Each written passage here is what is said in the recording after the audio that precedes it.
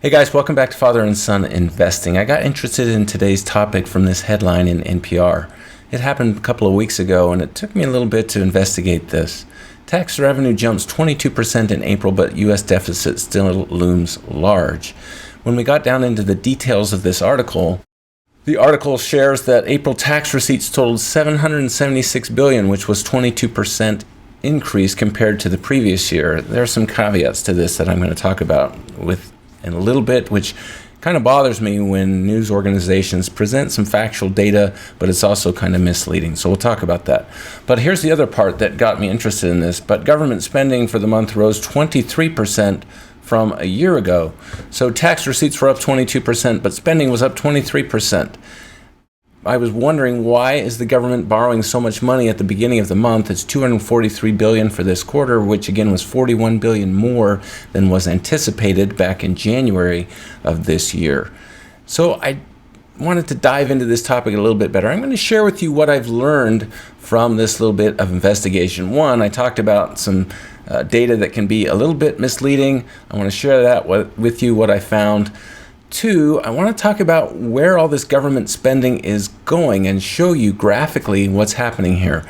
Three, I want to talk about how this is keeping inflation up. We're continuing to fight this inflation battle, and I think a big part of it has to do with the amount of government spending. And then four, the last topic we're going to cover is where do I think this is, or how do I think this is going to affect bond yields, Treasury bills, bonds, and notes. So let's get started. Now, first of all, let me just say that I'm going to try to keep this apolitical. I know it's really easy to blame one party or another for what's happening with government spending, but quite honestly, in my opinion, they both are terrible at managing the nation's finances. Some of the graphic data that I'm going to show you here, I think, reflects that. So I'm going to keep this apolitical as best I can. I'm sorry if you think that I end up sounding like I'm faulting one party or another. I'm going to try to avoid that. So let's just take a peek at what the government is doing right now. There are a number of really good websites that I'm going to share with you here. This first one is called Fiscal Data at Treasury.gov, and you can see the website right here. I'll also leave a link to that. So let's just talk about what's happening with government spending. All right, for fiscal year 2024 so far, this is as of April 2023. This comes from the Treasury's monthly Treasury statement, so we won't have this updated until the end of May, but we're looking at $3.82 trillion right there. How does that compare to last year? Well, it's $208 billion more, so up about 6%. Now, there is some really interesting graphic data here that these sites have that I'm going to be sharing with you. Let's just take a look at this one. Top 10 spending by category and agency. So if we look here, Department of Health and Human Services, 25%, Social Security, 23%. If you're doing the math, 48%. So almost half of the government spending is coming from these two agencies.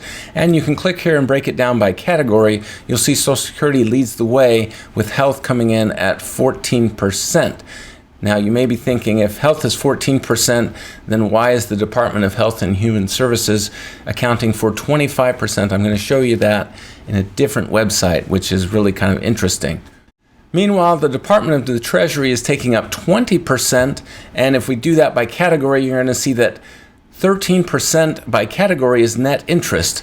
So the Department of the Treasury, of their 20%, 13% of that is just net interest on the debt. I'm going to show you that again from that other website. Now, the last website I just showed you showed what the government has actually spent.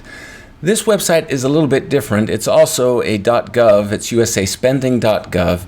This website shows you what has been committed. So the money might not have been spent yet, but the government has committed to spending it.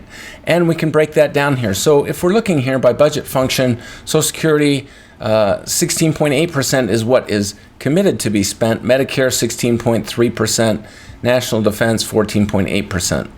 We can also break this one down by agency. Again, leading the way is the Department of Health and Human Services. They're going to take up 27.1% of the budget, or $1.2 trillion. The interesting thing about this website is if you click on each one of these categories, it will start to break things down for you. So remember, I was wondering, if Medicare is only taking up 14%, then why is the Department of Health and Human Services spending 25% of the budget. Well, you can start to get a feel for where this money is going. Grants to states for Medicaid, Centers for Medicare, Medicaid Services, healthcare trusts, insurance, federal hospital insurance. So you can start to see where all this money is going.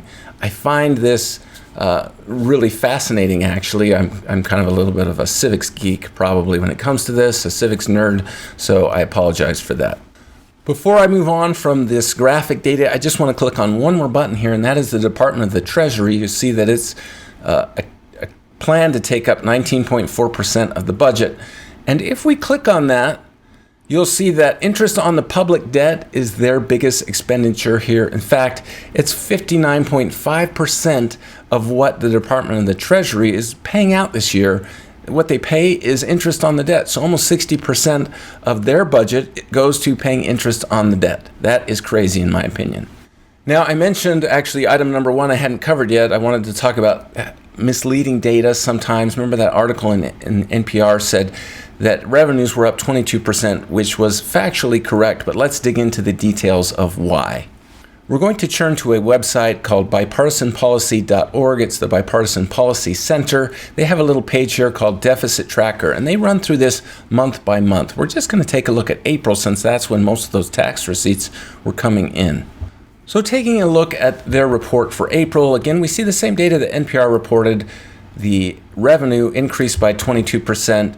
The outlays or expenditures increased by 23%. Now, digging into the details here, though, we'll see that it says the April 2023 deficit was impacted by unique timing shifts in outlays, if not for which the surplus would have increased by $106 billion year over year. So there are some accounting things taking place in here.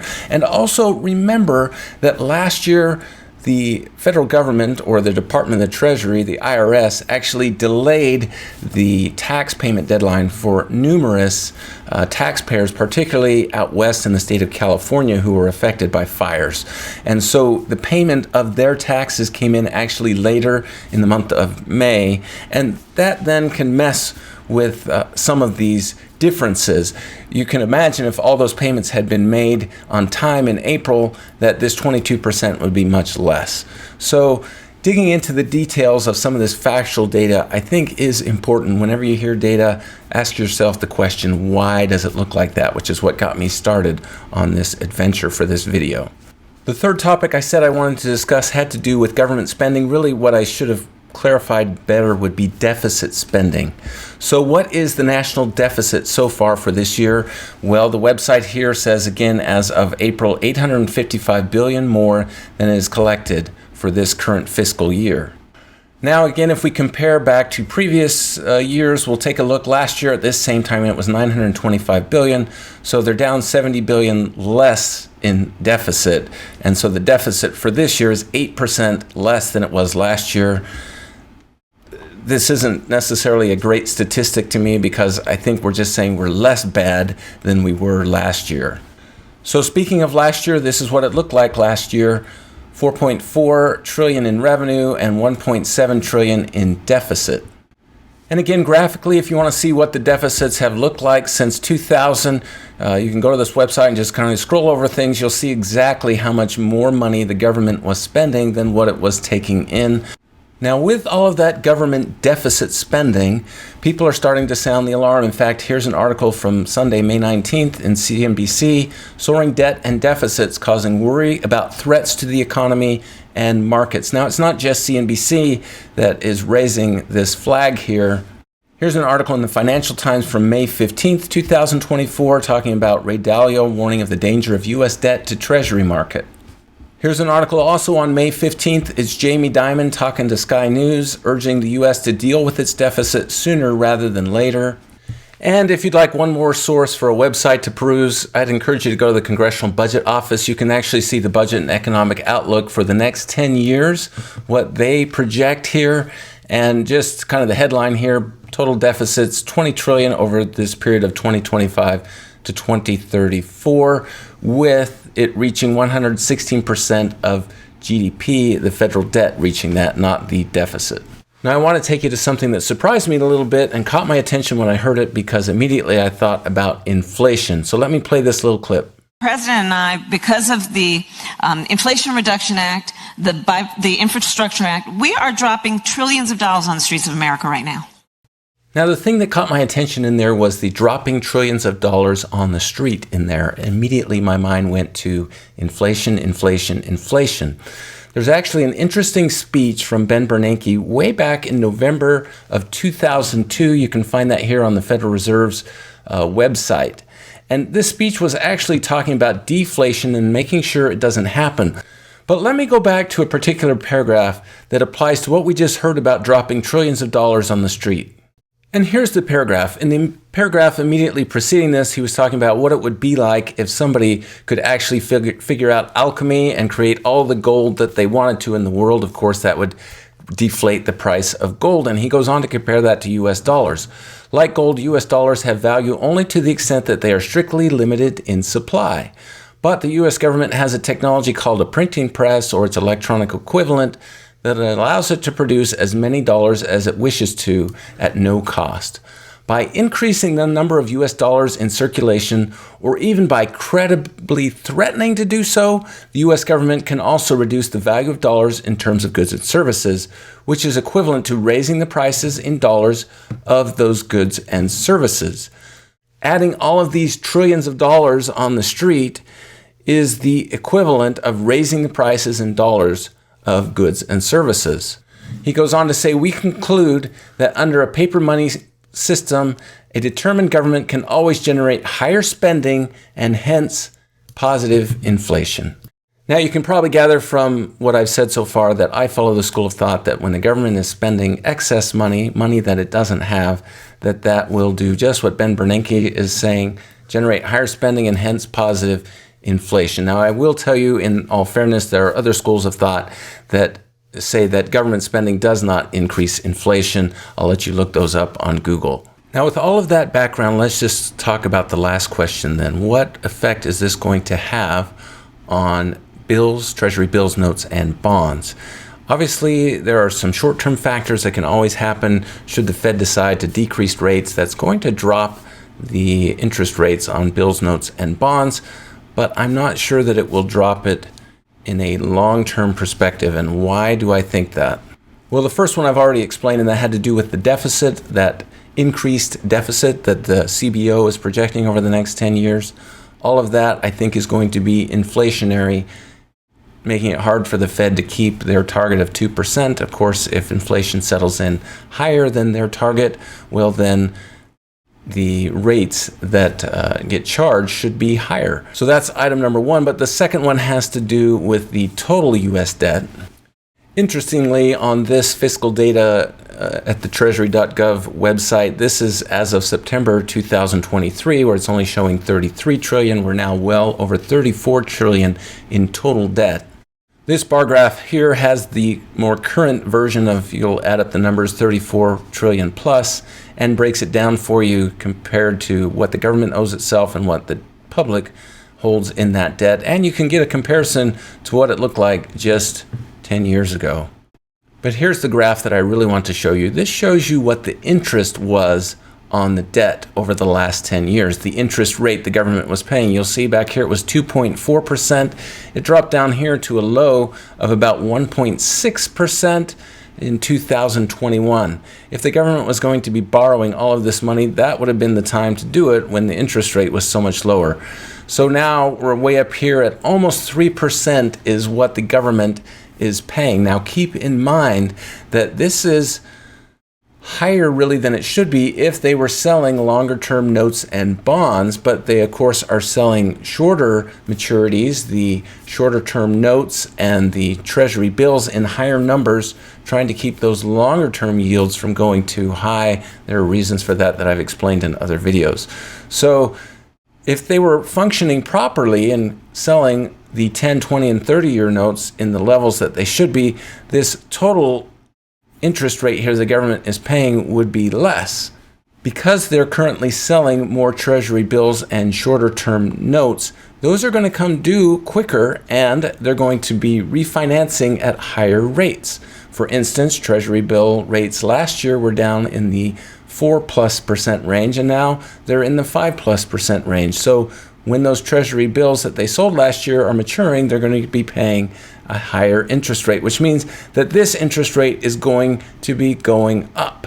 Now, not only will they be trying to sell Treasuries in order to refinance these short-term debts that are coming mature, but they're also going to have to be selling additional Treasuries in order to fund the government. With all of this increase here, I think that rates, at least for U.S. Treasuries, are going to be going up. And thus, if U.S. Treasury rates are up, everything else goes up as well. There are so many things that are based off the 10-year Treasury note. Some of the latest speeches coming from members of the Fed are indicating that they do not anticipate lowering rates. I know we see projections for September, but remember back at the start of the year, we were hearing projections for February and March. So Fed's Neil Kashkari, he's the Minneapolis Fed president, sees rates on hold for longer. If you dig into this report from Christopher Waller's speech just 2 days ago, you'll see that he says the economy seems to be evolving closer to what the committee expected. Nevertheless, in the absence of significant weakening in the labor market, I need to see several more months of good inflation data before I would be comfortable supporting an easing in the stance of monetary policy, meaning lowering interest rates. When we take a look at what's currently happening with the bond market, I think that the 10-year is actually holding up quite well at 4.49%. I know that's down a little bit from what it has been recently, but given the erratic nature of what this has looked like, I think 4.49% is actually a pretty decent holding spot right now. And looking at the rest of the U.S. Treasuries, I think that the 2-year is holding up pretty well as well. It's still hovering just below that 5% mark. And I think when it finally breaches that we might see it go up significantly. Just in case you're wondering what bonds look like elsewhere in the world, you'll notice that in Sweden, you're only getting 2.45%, unless you look at the rest of the numbers here. But remarkably, if you look at Japan now, they are up over 1% on their bond yields. And this could come into play when it comes to the Japanese buying U.S. bonds. As their bond yields start to go up, their interest in U.S. bond yields is going to go down, given some factors that happen with interchanging currencies, etc. I hope this information was useful for you. If it was, please give us a thumbs up, and we'd love to have you subscribe. As always, until next time, enjoy your investing.